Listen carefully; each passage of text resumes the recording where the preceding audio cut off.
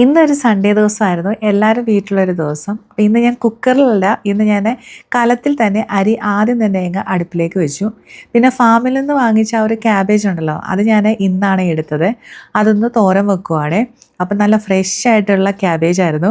അപ്പോൾ അതിൽ കുറച്ച് വെളുത്തുള്ളിയും കുറച്ച് കാന്താരിയാണ് ഞാൻ ഇടിച്ചൊന്ന് ചേർത്ത് കൊടുക്കുന്നുണ്ട് തോരനായിട്ട് കേട്ടോ. ഇപ്പോൾ നാട്ടിൽ നിന്ന് കാന്താരി കൊണ്ടുവന്ന് പിന്നെ മിക്ക ദിവസങ്ങളും കാന്താരിയാണ് പച്ചമുളകിന് പകരം ഉപയോഗിക്കുന്നത്. ഇപ്പോൾ ഫ്രിഡ്ജിൽ നിന്ന് തേങ്ങ ഞാൻ വെളിയിലോട്ട് എടുത്തു വെക്കാൻ മറന്നു. അതൊന്ന് എടുത്തു വെച്ചിട്ടുണ്ട്. നാട്ടിൽ നിന്ന് കൊണ്ടുവന്ന തേങ്ങയാണ്, ഇതുവരെ തീർന്നിട്ടില്ല. പിന്നെ തോരനായിട്ടുള്ള ആ ഒരു ഉള്ളിയും കാന്താരിയും പിന്നെ വെളുത്തുള്ളിയൊക്കെ ഒന്ന് വഴറ്റിയെടുത്തിട്ട് അതിലേക്ക് ക്യാബേജ് ഇട്ട് കൊടുത്തിട്ടുണ്ട്. ക്യാബേജ് നല്ല ഫ്രഷ് ആയതുകൊണ്ടാണെന്ന് തോന്നുന്നു ഇതിൽ നല്ല വെള്ളത്തിൻ്റെ കണ്ടൻറ്റ് ഉണ്ടായിരുന്നു. അതുകൊണ്ട് ഒട്ടും വെള്ളം ചേർക്കാതാണ് ഞാൻ തോരൻ വെച്ചത്.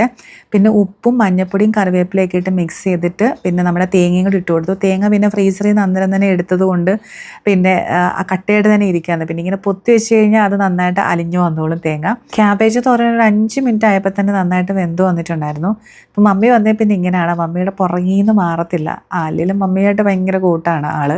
പിന്നെ നാട്ടിൽ നിന്ന് കൊണ്ടുവന്ന കുറച്ച് കൂർക്കയുടെ ബാക്കി ഇരിപ്പുണ്ടായിരുന്നു. അതൊന്ന് മെഴുക്ക് വരട്ടുവാണ്. ഉപ്പും മഞ്ഞൾപ്പൊടിയും മുളക് പൊടിയൊക്കെ ഇട്ടിട്ട് ഒന്ന് വേവിച്ചെടുത്തതിന് ശേഷമാണ് ഞാൻ പിന്നെ അതിലേക്ക് കുറച്ച് വെളുത്തുള്ളി ചതച്ചതും കുറച്ച് ചെറിയുള്ളിയും കറിവേപ്പിലയും പിന്നെ വെളിച്ചെണ്ണ ഒഴിച്ചിട്ട് നന്നായിട്ട് മൂപ്പിച്ചെടുക്കും. അങ്ങനെയാണ് ഞാൻ കൂർക്ക മെഴുക്ക് വരട്ടി ഉണ്ടാക്കുന്നത്. എനിക്ക് ഭയങ്കര ഇഷ്ടമുള്ള ഒരു ഐറ്റമാണ് ഈ ഒരു കൂർക്ക മെഴുക്ക് വരട്ടി. അപ്പോൾ കൂർക്ക മെഴുക്ക് വരട്ടിയും ഇവിടെ റെഡി ആയിട്ടുണ്ട്. ഇനി നമുക്ക് മീൻകറി ഉണ്ടാക്കണം.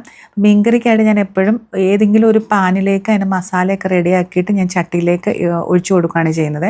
ഇല്ലെങ്കിൽ എന്താണെന്ന് ചോദിച്ചു കഴിഞ്ഞാൽ ഈ അടുക്കള മുഴുക്ക പുകയായാൽ പിന്നെ ഭയങ്കര ബുദ്ധിമുട്ടാണ് കുക്ക് ചെയ്യാനായിട്ട്. അപ്പോൾ അതുകൊണ്ട് ഞാനൊരു തവയിൽ ആദ്യം മസാലകളെല്ലാം റെഡിയാക്കിയിട്ട് ചട്ടിയിലേക്ക് ആക്കിയിട്ട് പിന്നെ അതിലേക്ക് കുറച്ച് ചൂടുവെള്ളം ഒഴിച്ചു കൊടുത്തിട്ട് അതിലേക്ക് പിന്നെ കറിവേപ്പിലയും കുടംപുളിയും ഉപ്പും ഒക്കെ ഇട്ടിട്ട് അടച്ചു വെച്ചിട്ടുണ്ട്. ഇതൊന്ന് തിളച്ച് വരട്ടെ. തിളച്ച് വന്നു കഴിയുമ്പോൾ അതിലേക്ക് മീൻ കഷ്ണങ്ങൾ ഇട്ട് കൊടുക്കാം. മീനാണെങ്കിൽ ഞാൻ 2-3 ദിവസം മുമ്പ് ഫ്രിഡ്ജിൽ വെച്ചിട്ടുണ്ടായിരുന്ന മീനാണ്. ഇത് കേരമീനാണ്. എന്നിട്ട് നന്നായിട്ട് മിക്സ് ചെയ്തിട്ട് അടച്ചു വെച്ചിട്ട് കുക്ക് ചെയ്യുക. പിന്നെ ഇത്രയും കറിയുള്ളതുകൊണ്ട് ഞാൻ ചോറിന് ഒഴിച്ചു കൂട്ടാനായിട്ട് കറിയൊന്നും ഉണ്ടാക്കിയില്ല. അതുകൊണ്ട് ഒരു ചമ്മന്തിയാണ് ഇന്ന് ഉണ്ടാക്കുന്നത്.